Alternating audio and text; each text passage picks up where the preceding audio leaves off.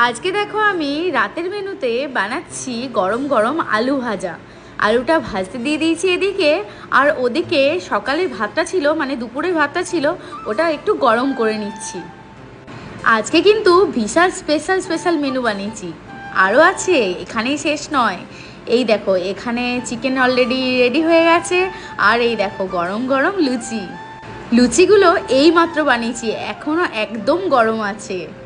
এখন কিছুটা খাবো, আর কালকে লুচিগুলো নিয়ে যাব। কালকে আমাদের আস্তানা থেকে আলমাটির জন্য ফ্লাইট আছে, আলু ভাজাটাও নিয়ে যাব। আচ্ছা, আমার মনে হয় এই বিদেশে বসে আমি মনে হয় ফার্স্ট যে গরম গরম লুচি বানিয়ে খাবো। বিদেশে বসেও দেশের গরম গরম লুচির টেস্ট আর আলু ভাজার টেস্ট কোনো কথা হবে না। আর এই দেখো আমি এখানে বসে আছি, রান্না করছি, আর বসে বসে ওর সাথে গল্প করছি। কে বলো তো? আমার হিরোর সাথে। এই দেখো আমার হিরো। আর আমরা দুজনে সফট ড্রিঙ্ক খাচ্ছিলাম, আর একটু কেএফসি চিকেন খাচ্ছিলাম।